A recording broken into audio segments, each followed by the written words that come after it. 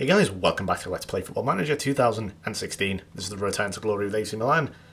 And as you can see on the league table, a win today should, I think I might be wrong here, but pretty much wins us the league.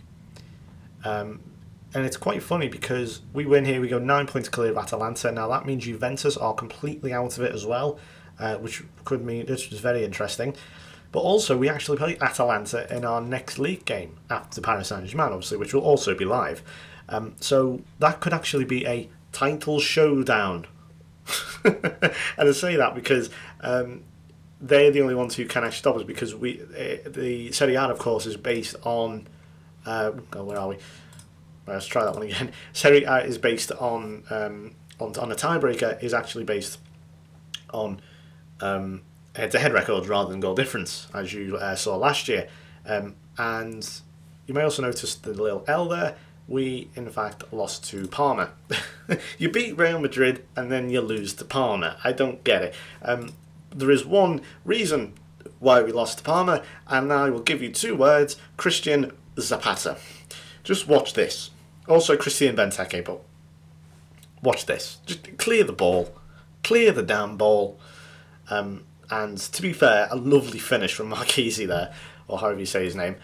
So I'm giving them credit for that, but to be honest, it feels like a matter of time.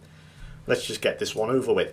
Now, I'm going to be showing you how I pick my team and everything. I think what we'll play, let's play Niang. I'm also not going to play Benteke because he is frustrating the living hell out of me. Not going to play Mari. We're going to play Ferry.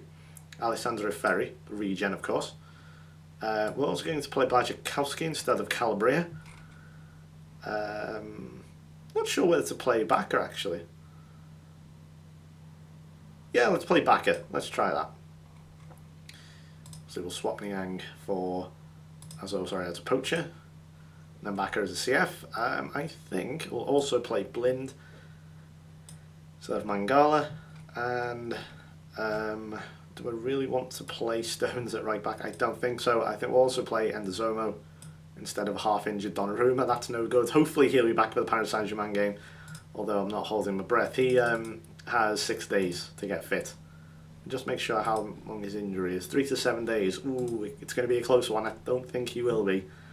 So I might just take a chance with him. And we're also going to play Old Sheik instead of Pastores. This, as you can see, is a pretty rotated team. Let me just say, I'm still playing De Siglio. I don't really need to rotate the team because obviously it's 6 days before the Champions League game, but I'm going to do it anyway just to make sure we don't get any injuries. There's only two main players who are coming in here. You've got Abate, Murillo, I guess, and De Siglio. The rest are all interchangeable, very much easy to replace. So here we go then. Now I'm hoping that we're going to win the league here. If not, then hey, bonus live commentary for you. They've got a player called AC. Anders Christensen. Why isn't he just called Christensen? Does he have like a weird Scandinavian name middle name that I can't pronounce? He's a Liverpool fan. Of course he is. Scandinavian Liverpool fan. Never heard of them before. Right. Here we go. So I'm hoping... Now, Verona obviously are low down in the table. As you can see, the 17th. In fact, if we scroll down here. I can't believe he's called AC. That is just throwing me off. I mean, they're still scrapping for their lives. So we'll just be interested to see if they give us a game. And Błaszczykowski, well, it's on target. He's leathered that straight at the goalkeeper, who's held on to his credit. I think we are going to go a little bit more at a time. In fact, no, we're in control. That'll do for now. Don't want to go over the top too early on. It's also a good experience, this, for the goalkeeper and the Zomo. Simple fact of the matter is, just like real life, the more players, the more games a player plays, the better he becomes. That's not only is that true in real life, that's true on Football Manager, believe it or not. Obviously, he's not going to improve. It's unlikely that he's going to improve on his potential unless there's a real effort to make it so. Like he gets a load of tutoring and he plays 40 to 50 games a season. But every little helps, I guess. And his Ferry, who should score there, who I have now signed to a contract, he is good for games like this. Although I might just eat my words there when he misses a shot like that. He really should score there. He's about 6 yards out and he smashed it straight at the goalkeeper. From the FIFA school of playing there, where the striker, of course, has... I don't know if any of you have played FIFA. I assume most of you have, or certainly earlier FIFAs. I remember what would happen was you'd have a player around about here, if you look at my mouse, and the goalkeeper would be, say, over here. And it was the simple, and the ball would break to him, and the ball would, it would be the simplest of tap-ins, and obviously the goalkeeper stranded over here. He doesn't actually shoot towards the net. He actually actively shoots towards the goalkeeper. Like, that's actually where the ball intended to go, type thing. And it is the most infuriating thing I've ever seen on a video game. And I've played Modern Warfare 2. And don't get me started on that one. Here's Blazikowski. I would make a more recent Call of Duty joke, but honestly I haven't played Call of Duty since like Black Ops 1, so I don't know how that's getting on anymore. I got a bit bored of it. Here's AC. I'm calling him Christensen. It's like Alvarez. Why is he called Ricky?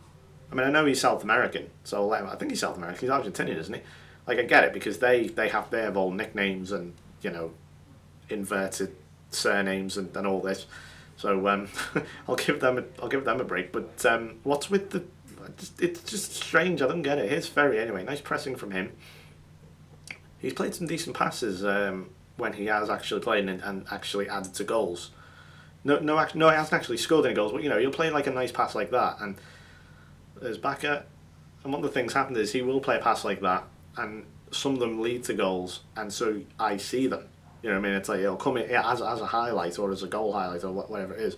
You actually see them, and he actually makes an actual impact on you rather than, you know, just when it skips over all these highlights. You know, not highlights, but, you know, skips over the game that you don't see. So that's quite interesting. Now 0-0.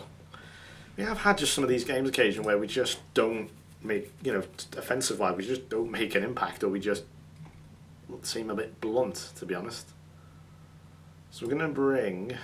are we? Well, I'm just going to go attacking, because I'm just going to stick with these, because why the hell not? Right, here's Blazikowski anyway, who has gone off the boil this year, but it doesn't help that he's been completely outshone by Calabria in his own position. But nice little 1-2 between the centre forwards there, and Niang shooting from a preposterous position. Don't know what's up with him.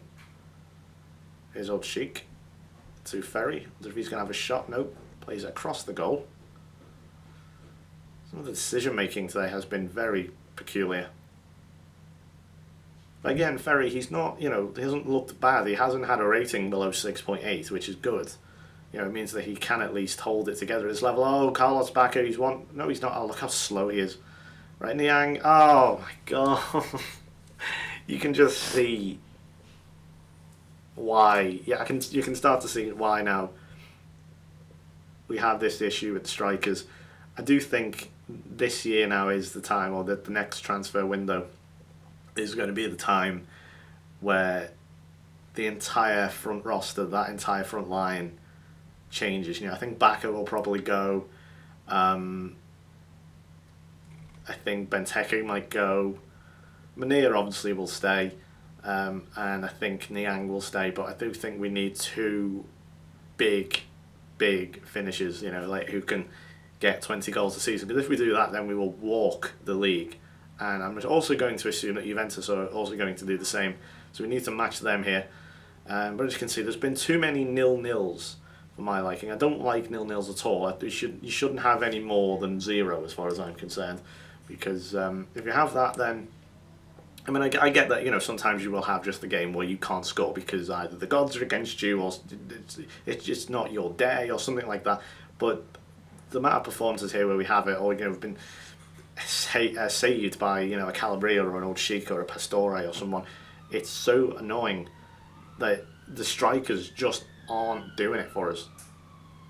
Yes, Menez. Oh, and there's Niang. There we go. So the one of the two players we're going to keep has done it for us. That's 9 goals. I mean, he's not bad.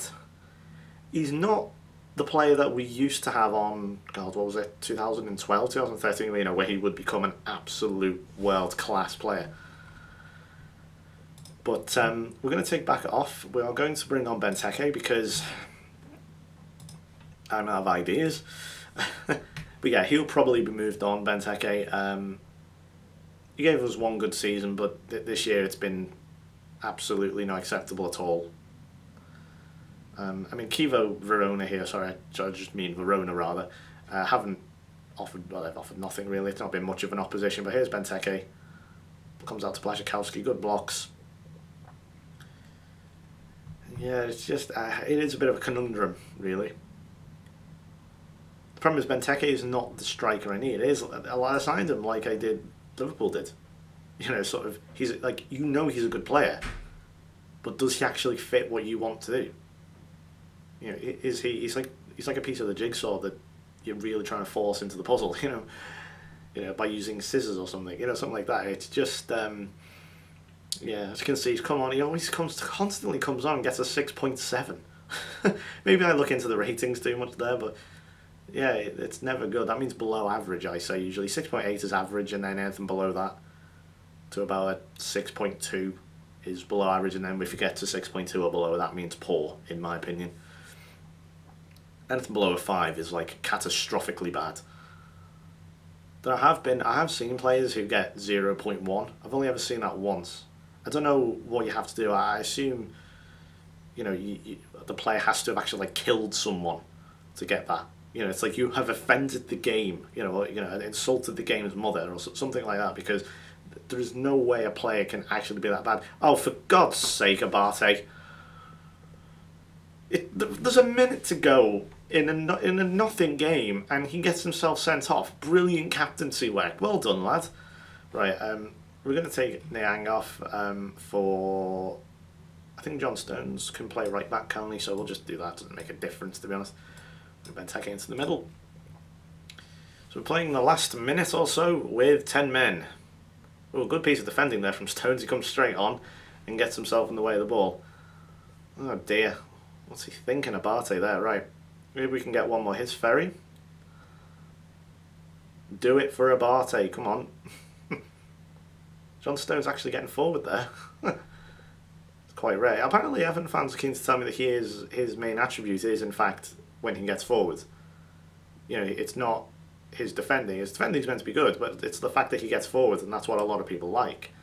I have never seen it personally, but he certainly doesn't do it really on this game. He does score from corners and things, but yeah. So there we go. Now, does that say no league win here? However, it is virtually now. That is, I'm not going to fine him because that would be stupid. I find players really take fines to heart this year, like really badly. We did hit the woodwork 3 times. So there you go. Not confirmation of the league win, however, it's pretty much there. Instantly, here's the top goal scorers and things. I mean, it's all about Calabria. All about Calabria at the top there. You know, like he's 5th in the average ratings there. And he's the one who's really projected, obviously. Menez with a handy 11. Niang with 9. I think, who else? Benteke's got, not Benteke, sorry. Munir's got, I think, 9. So, 37 million, you do expect a bit more than that. So, yeah, I think that's pretty much it. So, I will be back for the first leg of the Champions League semi-final against Paris Saint-Germain. The league is pretty much wrapped up at this point. It's either going to be us or Atalanta, and to be honest with you, look at this. I mean, look at that league position. Not really faltered since game week 6. So, the next league game will be against these. If we win, in fact, even if we draw, we will be champions again. So, I look forward to it. That was our first red card of the season. I'm hopeful. Let me just check one final thing. Is Abate all Italian league competition, so it doesn't really matter. Calabria can play there, it's no big deal, so can John Stone, so I wouldn't worry. Thank you very much for watching then. I will be back for the Champions League semi-final game. I'll see you then. Goodbye.